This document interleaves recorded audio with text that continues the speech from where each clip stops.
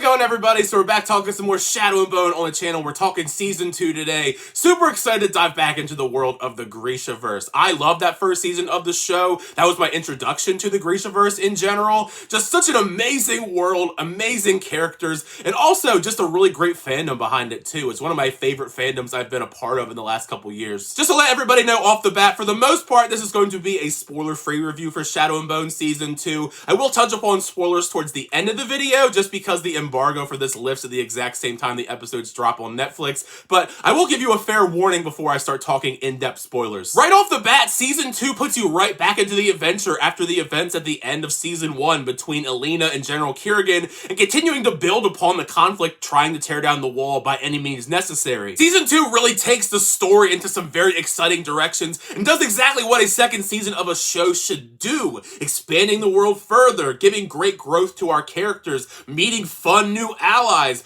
all while delivering some more action, drama, and romance. In some ways, I think I prefer Season 2 to Season 1. Season 2's material all around is much darker, and I do think the season excels a whole lot more pacing-wise. Where many fantasy series falter when trying to juggle various different plot lines and characters, I think almost every single plot line in Season 2 of Shadow and Bone is given an ample amount of time, because we shift a lot in every episode. I would say mostly between three storylines going on: Alina and Mal, the Crows, and General Kirigan. There's some other ones sprinkled in all throughout, but those are like the main story threads. I found myself enjoying almost all of the plot threads going on in Season 2. Each of them are very entertaining and unique in their own right, and they even cleverly weave into each other as the season progresses. Since Season 2 has all these plot threads, I want to try my best to give them all an ample amount of time in the spotlight. We're going to start with Alina's first. I love everything we do with Alina in Season 2. Jessimae Lee is such a fantastic actress. I think she's so underrated because she's able to convey so many conflicting emotions inside of Alina in Season 2.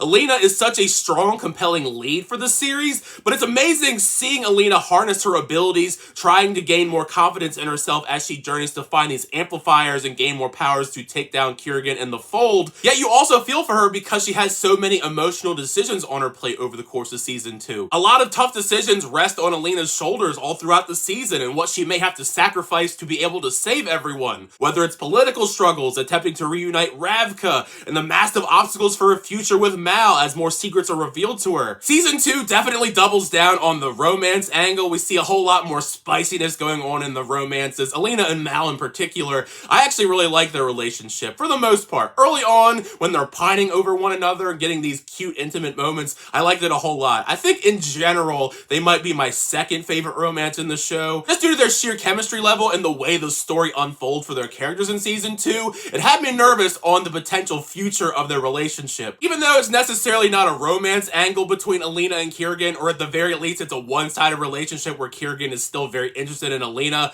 I ate it up every single time Alina and General Kirigan had scenes together in Season 2. Each time they had a confrontation in Season 2, it was electrifying, even if they're just together in a room talking to one another and no fighting is involved. Obviously, to the shock of nobody, General Kirigan returns in Season 2, and he's probably more menacing in Season 2 than he ever was in Season 1. Not just on an appearance level, he does look much more menacing with the scars across his face, but Ben Barnes elevates his material given to General Kirigan this season with how he acts, still keeping this calm, ominous presence about him, but it's his actions, the lengths he's willing to go to achieve his goals. It goes in some extremely dark directions. He does some pretty messed up stuff in Season 2. We're not supposed to like Ben Barnes' character, but I don't think you could really come back from the stuff that he does this season with his powers. Lastly, but certainly not least, let's discuss the Crows a little bit. I love the Crows. Sometimes in this season, they had my favorite storyline just because they bring so much unique qualities to the table with what they're doing in the story in Season 2. Each of them are so fun to follow. I love the banter between them, and they always kept things lively as they orchestrate these elaborate, clever heists with this war going on between them and Pekka Rollins, then eventually going on to an adventure to Shuhan. Plus, in Season 2, we get to delve so much deeper under the surface for all of the Crows, getting to know them better, Inej, Kaz, and Jesper.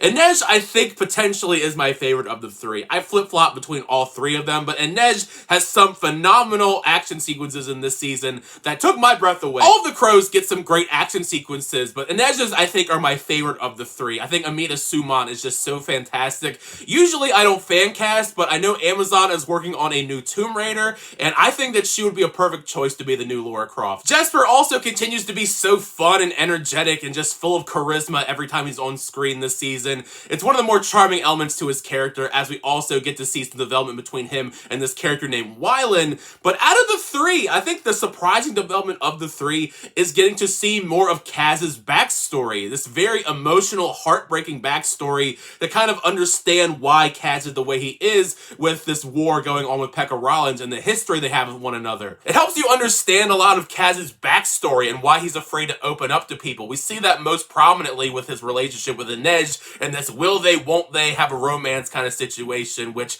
I was into. I think of the characters and the romances, I think that is my favorite potential romance in the show so far. With how their storyline played out adjacent to a lot of the stuff going on last season, I wasn't sure how we were going to incorporate Nina and Matthias into the show. I think Nina works a whole lot more because she is folded into the Crows and she makes a great addition to the Crows and the adventures they go on. She has so much charisma and she's just a great character in general. But I felt bad for Matthias because Matthias, for the most part, is just stuck in prison and they kind of forget about him. There's a long stretch in season 2 where you kind of forget that Matthias is in prison and the whole point of Nina being with the Crows is so they can help break him out of prison. And his storyline, I think, is the weakest out of all the ones that we get in season 2. But it's not really his fault. There's just not a whole lot of stuff for him to do while he's in prison. Another factor for why I think season 2 excels is a lot of the fantastic new characters. Like Nikolai is a very fascinating new character that we learn a lot more once more secrets about his past are revealed. If you've been following my channel for a bit as I reacted to the season 2 trailers, you would know that I was stoked that Lewis Tan was joining the cast of Shadow and Bone season 2.